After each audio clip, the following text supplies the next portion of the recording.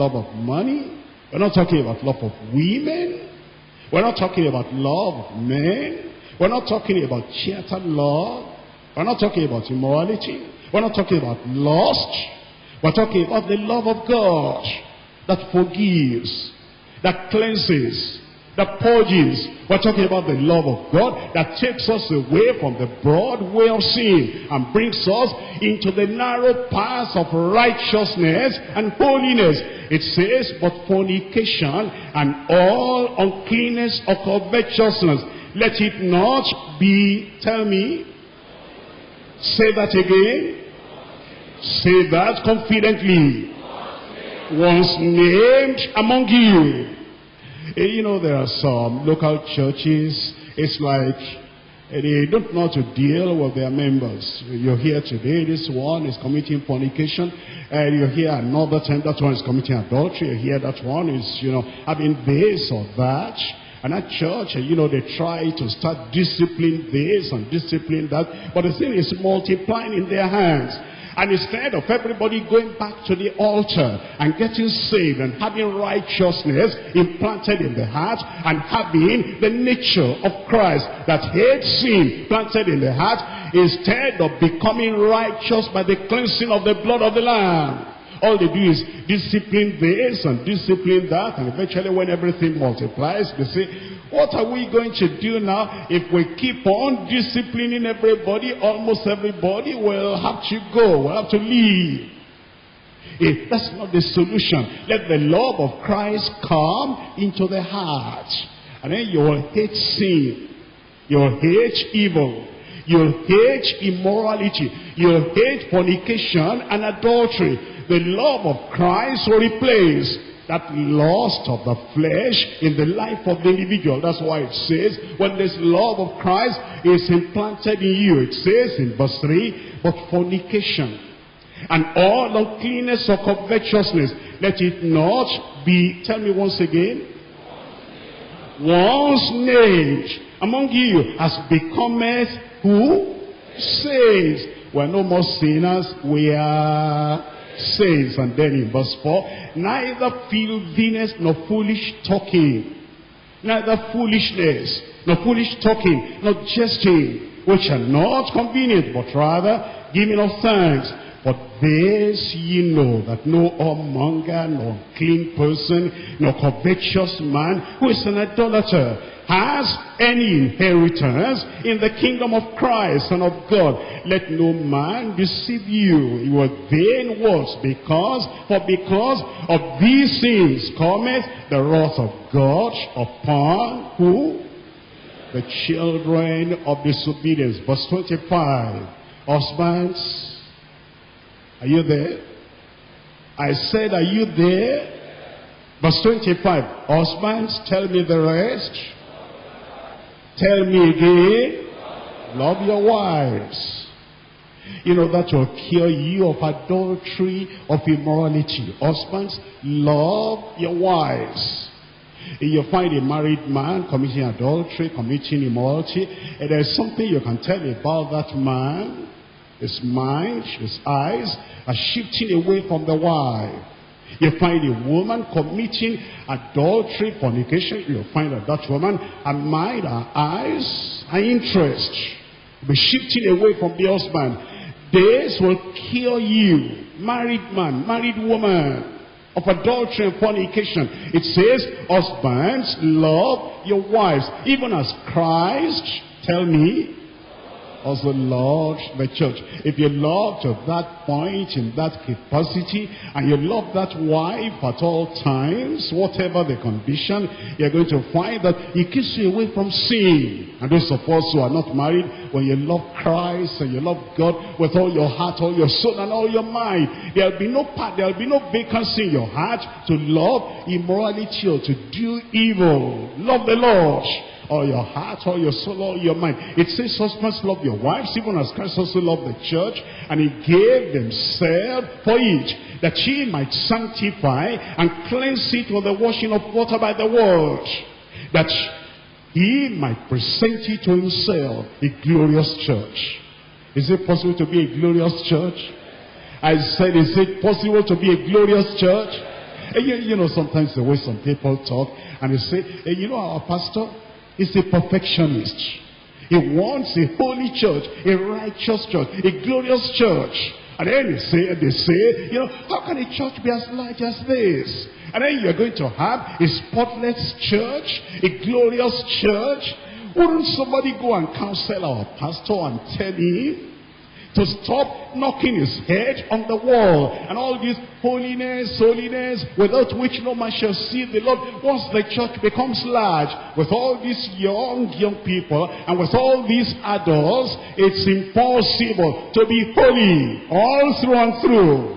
That's the devil talking. I said that's the devil talking. I will not listen to the devil. I said I will not listen to the devil. This church shall be holy. This church shall be pure. To the surprise and to the confusion of the people that think God is not mighty enough and God is not powerful enough to cleanse this church will be a model of holiness.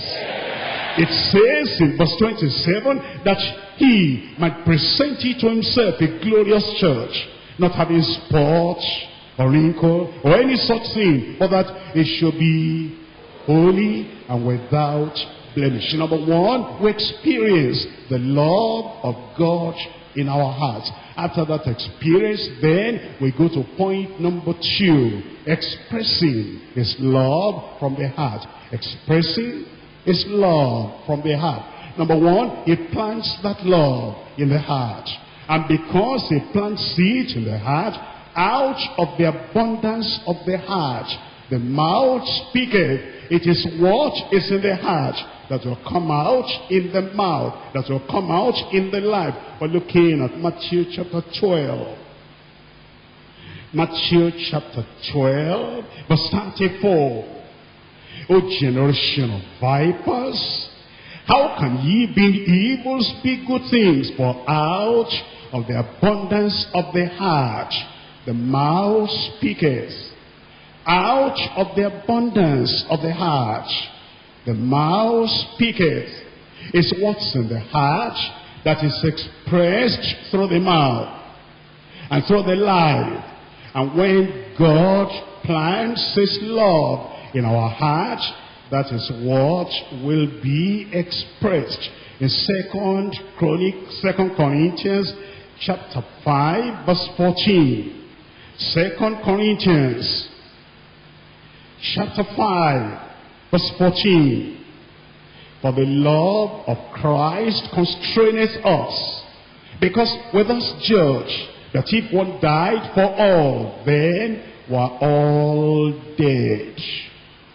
For we thus judge that if one, Christ, has died for all of us, now all should be dead.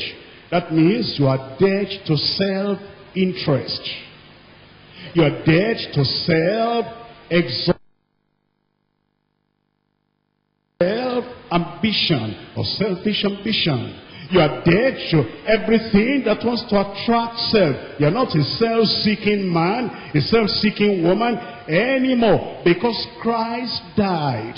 He shared his love in our hearts, that now we are dead to all those things in verse 15, and that he died for all, that they which live should not henceforth live unto themselves. We're not living unto ourselves anymore. You know, it's selfishness that makes a man to think about himself every time. His convenience, his pleasure, his interest, his progress, his success, his gain, his whatever. And they're thinking about only what they want. And that's what is called selfish ambition. That's what is called selfish concentration. You concentrate on yourself alone. But here it says you are dead to self. That because Christ died for you and you have experienced that love of Christ, now what is coming out of you is the manifestation of love towards other people. And that he died for all, that they which live should not henceforth live unto themselves, but unto him that died for them and rose again. That your reason for living now, for me to live is Christ, and to die is gain. Your reason for living now will be, you just want to live to the Lord, and you want to express the life of Christ, which is the life of love, from your heart unto people around you. Because if you show that love unto other people, you're showing it unto Christ. What you've done for the saints, for the least of the children of God, you have done unto me, Christ said. In Romans chapter 12, I'm reading from verse 9. Romans chapter 12, verse 9. Let love be without dissimulation. Let love be without hypocrisy. Let love be without pretense. Let it be sincere. Let it be honest. Let it be transparent. Let it be a kind of love we can see through. Let it be a kind of love that doesn't have any secret ambition behind it. It says, let love be without dissimulation. Can I remind you once again, it is by this kind of unselfish love that we'll know that you're truly born again. You know, anybody can say, I'm born again, show us the fruit. Anybody can say, I'm a child of God, demonstrate it. Anybody can say, I love the Lord, I love the people of God. Stop talking and let us see it in your life.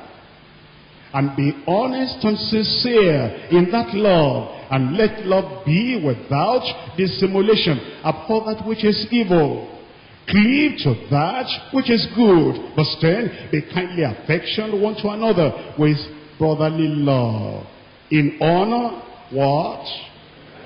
Preferring one another. Have you noticed the people of the world? They always prefer themselves. They want to be there. They don't want anybody else to be there.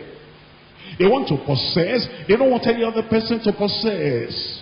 They want to have. They don't want any other person to have. They want to be happy. They don't want any other person to be happy. They want to have their way all the time. But it says in honor, preferring one another, not slothful in business, fervent in spirit, serving the Lord, rejoicing in hope, patient in tribulation, continuing instant in prayer. Then it says in verse 13, distributing to the necessity of saints, giving to hospitality. That's love. You know, some people say, yes, I love, because spiritually I'm praying for people in my house every time. Come out of the house and show that love, and let us see that you can do some good distributing to the necessity of the saints. And look at the needs of the saints and give a helping hand and do something practical, something tangible, something visible that you'll know this is love. And then he tells us, bless them which do what? Tell me out loud. That's love, that's love, that's love. Look at some people. You know, if you just test on people, don't do it. I just said, if you can't do this because you have to show love every time. If you just pretend and you frown at some people, immediately they will frown also at you. They don't understand how to manifest love to the people that persecute them. If you just don't do this, but if you were to withdraw a benefit from somebody just to test him and say, I'm withdrawing this, and act as if you're not going to be a kind of joy or happiness to him, and you will see him becoming sour and bitter. Don't do it, but you know, that's how some people are.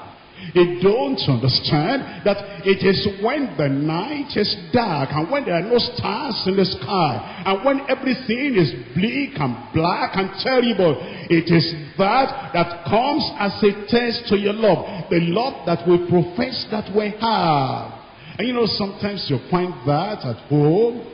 If, you know, the husband will wake up in the morning and begin to sing, and then he's happy, how are you, my wife, and pet everybody, all of a sudden everything will brighten up. And if for one reason or the other he doesn't do that the following morning, then the wife